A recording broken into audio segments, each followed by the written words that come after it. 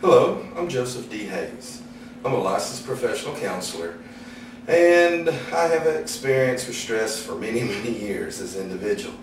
Stress is something that can kill you if you allow it to. Stress can also put you out of action. It can make you get sick. It can also do various things that can hamper your work and personal life. Now, when we start thinking about stress, we need to realize there are many things in this world that stress us. However, we must prioritize. I'll give you an example. Now, this example might seem a little harsh. However, it is a good example. One example of stress that I always say to myself, this is a belief system, is I can deal with anything that ever happens in this life that happens to me, other than if my children were to come home in a body bag. That's very powerful. Now, I understand that might really happen to somebody someday, and God bless them that it doesn't. However, to me, that would be the ultimate stressor. So when I think about my life being under stress, I think about my work, and I was like, oh my gosh, I can't do it. But then I stop myself and I say, Joey, you can deal with anything that happens to you in life, other than if your kids come home in a body bag.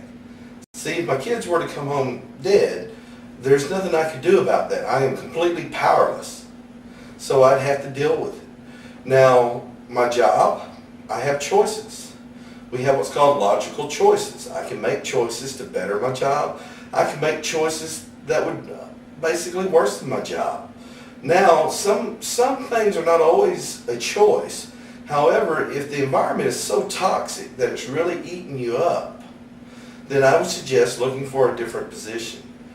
Life is too short and sweet to live your life under so much stress.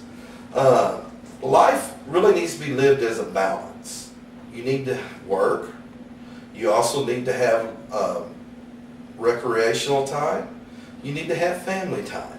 And this is plates that we have to balance. In today's society, I understand money becomes a big issue about paying the bills, and we're even brought up with the belief system of you're only worth how much you make as far as money, or you need to make money, or you need to complete this. Now, I have worked with many people who are severely, let's say, very well off, and they're just as stressed as you and I, the ones that don't make that kind of money. So money is not the answer. Money brings extra stressors in their lives, actually. I have one client that basically doesn't even like to date people because he's afraid they're after his money. So he's got all these runaway thoughts going off in his head, cueing off his body, the fight and flight central nervous system. So he's always aroused. And now when he's always aroused, he's always looking for somebody to rip him off, or this relationship not to work or break out. Well, guess what happens when you set expectations like that? Yes, a self-fulfilling prophecy. He probably actually wills it upon himself to get ripped off, or he has a relationship that he's working in, and he probably does things unconsciously to push the other person away. Now, this is a normal person. He's actually a doctor in his field.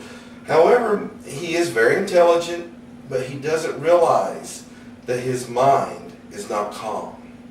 And that's one thing that I want to teach you to do today in stress management, is calm your mind. When you have a calm mind, then you can function much more efficiently. Calming your mind, you can use many techniques. Excuse me. One technique that I call is the compounding thought. Is something that really tends to worry us. And the mind acts on automatic reflexes when it's stimulated by the environment. I'll give you an example. Let's use jealousy. Jealousy can cause stress. It's caused many relationships to break up. So therefore, if we use jealousy, let's say, okay, you're driving down a road and you hear this radio come on, and there's this therapist on the radio that's doing therapy with a client, and the client says, I have a question. I've cheated on my husband with his best friend. Should I tell him? Now please understand that her voice is disguised so that nobody will know who that is. Well, automatically our compounding thoughts start to react because that stimulus stimulated them. The first thought probably would be something like, wow, what a dummy. Man doesn't even know his wife's cheating on him with his best friend. Then second compounding thought, her voice was disguised. Third compounding thought, that could be my wife. Fourth compounding thought, my wife has been talking to John a lot lately. Fifth thought, John better not be at my house when I get home tonight. Now do you see how my mind has completely ran away with these compounding thoughts? Where do you believe that this reality is taking place? Is this reality in the real world, or is it located inside my mind? If you said the mind, you're correct. I have created what is called my phenomena. What I see and perceive to be real is real to me. Even though if it's not real to others, it is real to me. And guess what? My responses from my physiological body are going to be off what my phenomena is to me. So if I believe my wife is cheating on me, then I'm going to react my central nervous system's going to kick up, my heart's going to beat, my runaway thoughts are going to go faster, and my body's probably going to follow. So I'm probably not going to be 100% rational if I do pull up to my house and there's John's truck. However, it would probably be human to make a scene there in that time. But the proper behavior would be more of me taking care of myself. Because A, do I have any control over my spouse? No. If your spouse decides to leave you, you have no control over that. If your spouse decides to go have a relationship with 100 men, you have no control. You cannot control another person. You can attempt to, and when you attempt to, more than likely you're going to start breaking the law. And that's what's going to lead you to anger management. It's going to lead you to jail, maybe even prison, until you get the point that, hey, I can't control another person. Okay. Now B, don't you want your spouse to be with you because she wants to be with you? Yes. You don't want somebody that's with you because they're afraid of you. You want them to be with you because that's where they want to be. They want to be a part of your life, and they want to assist you in growth and development of family and career and other things. Well, back to the jealousy part, I would say it is your responsibility to take care of your compounding thoughts. And the way you can do this is through thought blocking. Now, for example, you must be aware that this is happening. That's the first key to change, is awareness. Once you're aware, you have the power to stop this thought. Okay, I'll give you an example. First thought, what a dummy. Second thought, that could be my wife. Third thought, my wife could be cheating on me. Fourth thought, she has been talking to John. That's when I need to say, stop. Take a breath. This is only a thought. It shall soon pass. This thought was merely stimulated by a stimulus in the environment. Or I only thought of this thought because I've heard something on the radio. This is only a thought. It shall soon pass. In learning to calm your mind or your inner voice, this will empower you in life to not make stupid mistakes, to not react under false pretenses. Now, you would have to agree that if you react under these pretenses, you're reacting from a non-reality base. So therefore, you must implement a technique to calm your mind. You can calm your mind through exercise.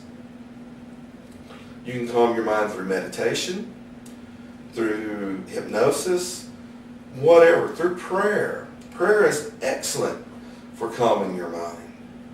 Now, when you react in everyday situations, you don't want to increase the power of the compounding thought. What you want to do is desensitize that thought. For example, if someone comes up to you and says, Hey Billy, so-and-so's talking about you. Instead of playing into that hook game and saying, what do you say? I'm gonna beat him up. Instead of, getting all kinds of worked up and out of shape. So, man, I'd much rather go shoot a pool than worry about that. Or I'd much rather go ride my motorcycle. I'd much rather go do this. And what you will do is you will short circuit that hook. Now, I'm sure it might come back. Someone else might come up and say, so-and-so's talking about you and stuff like that. However, if you learn to deal with things verbally and short circuit them, then a lot of times they don't lead up to physical altercations. Another point is having the balance in your life gives you peacefulness and tranquility. You don't get sick near as much. You basically have a more fulfilling life. I remember back in school that, what someone said was a big deal. Well, I remember getting off in fights and stuff, but now I think back, I can't remember what I fought over. So how is it such a big deal then, and now I can't even think what it was over now? Because in your own mind, you gave that belief the power. When you quit giving your power away and take it back, you start living a better life for today. All right, now we're going to talk about another area in stress management. Like I said earlier before, money will not cure you of stress. A lack of money can provide stressful situations, yes. So you do need to have a way to exist. If you're poor, homeless on the street, where you get your next bite is going to be on your mind. A bite to eat, or your next meal, or your next dollar. So therefore, I'm not talking about extreme poverty. I'm talking about a general person that works and makes a living. Okay. Now, back to the money issue. I have people come to my seminars all the time, and they'll tell me they're stressed out. And I'll say, you're stressed out? And they'll say, yes, sir. I'll say, okay, what's stressing you? Well, I have a $300 phone bill. Now, notice this approach that I'm going to use with this person. I am not going to ask, why do you have a $300 phone bill? I could care less why he has a $300 phone bill, number one. Number two, it makes no difference. He has it. It's real. It's reality. Never ask yourself why. Don't ask yourself why I did this or why I did that. Ask yourself what and how. If you ask yourself what and how, that will bring you more to a true meaning, and it will enable you to more effectively deal with your life. For example, I would say, when he brought up this $300 phone bill, I would say, okay, what's the worst thing that's going to happen if you don't pay that $300 phone bill? Usually I get a reaction, they'll be like, well, they could cut off my phone. Like this is a mountain of, problems. I'll say, okay, now how would that affect your life? And I've heard this over and over. Well, my phone's cut off. What would happen if I get an emergency phone call? So then I stop the client, and I'll ask everybody, I'll say, everybody in the audience, how many of y'all have gotten an emergency phone call, and because your phone was cut off, you didn't receive it, and it caused someone to die? Usually none. Okay. Now, not having a phone will probably inconvenience your life. I agree 100%. This might inconvenience your life some. However, it's not going to stop the world. So, my next question is, okay, let me play you. Wow, I got a $300 phone bill. What's the worst thing that could happen? What if the mafia owned the phone company? Then they could send Greedo down to collect. And Greedo would break my legs. Now I got something to worry about. Not them just flipping a switch, turning off my phone. People make mountains out of molehills, and I like to use laughter a little bit to kind of calm this excitement. My next question to the person would be, have you ever had your phone cut off before? Usually the answer is yes. And I'll say, you mean you got another one? I love to use faulty logic with people. They see that they actually make mountains out of molehills. Our life is too short and sweet to live on these mountains. I'd much rather live in the pasture, all calm and collective. Now, I will show you one other stress management technique. This technique is how I describe what stress is. We will shut down and we will have to set the video back up so that I can show you in front of a blackboard.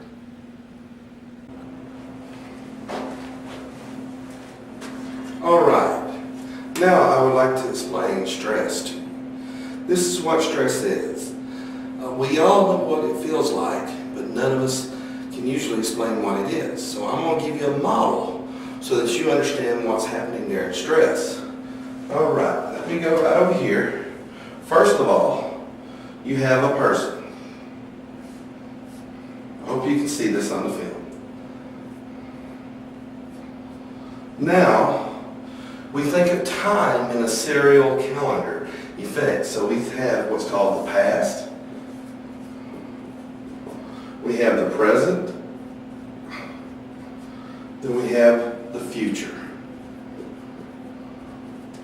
Now within these three serial calendar time effects, we have what's called a brain. The brain is the physical apparatus that helps us survive. Within this brain, we hope you have what's called a mind. If you have a mind, this mind is the thinking apparatus, the I think, therefore I am. So basically the mind is trying to exist, A, in the future, or B, in the past, while the body is stuck in the present. And that creates an intonation called dissonance. And dissonance is nothing more than an intonation, an intunement. It's like if you took two piano keys, you hit two and you hear the harmony. That's called consonance. You hit two and you hear the wah, wah, wah, the out of tone. It's called dissonance. Now, within stress management, the body reacts to the mind being placed in the past or the future and interprets this dissonance as anxiety. Alright? So basically, most of our thoughts that we have are trying to exist in the future or the past. Okay? And what we're doing is we're bringing these thoughts, we're dragging them in bags into the presence. Okay? Or you're worried about what's going to happen in the future. Remember what I said a long time ago about worrying? It's like rocking in a rocking chair. You'll do it all night, but you won't get anywhere. Okay? So all in all, if you learn to put your mind in the here and now, you will book stress management 100%. All right, I'll give you an example. Most of our stress that we have is we're worried about what we said to somebody. Where's that at? The past. We're worried about what we said, going to say to somebody. Where's that at? The future. You got to get out of the past because you got to let go of the past. If you don't let go, you're not going to be able to move on to the here and now. But all in all, the past is done and gone with. There's nothing you can do. You can't go back and magically redo the past or transform it. You must basically deal with it and let go of it. Okay, so it frees you up to live in the here and now. Just the same as the future. You can prepare for the future. I would say over preparation, then you're basically starting to worry. You must live your life as if today's your last day to live, and you'll be fine. Don't worry about the future. It will come. Once the future becomes the here and now, that's when you can deal with it. It's just like if you had a court case on Friday, it might be Wednesday night. I don't care what you do. There's nothing you can do to change that court case date or anything Wednesday night. You can only deal with the court when the court addresses you. And then where's that at? The here and now. Now, if you spend all your time worrying, when you get Friday, you're going to be low of energy. You might be asked a question that you know the answer to, and guess what? Being that you're all stressed out, you might not answer it right. Or or you might come across in the wrong fashion. So therefore, this is my model of stress management. Okay? This, you can't live your life in the past, you can't live your life in the future, you can only live right here and now. And here and now is what counts. So stay in the here and now, and you will whoop stress. Thank you very much. That's been Stress Management Presentation by Joseph D. Hayes. I am a licensed professional counselor in the state of Texas, and I have over 11 years experience in dealing with these issues. I own a website called www.coolanger.com, where we also teach anger management, and I have many other audios and self-help programs. I hope you like this presentation. Thank you very much. May God bless you.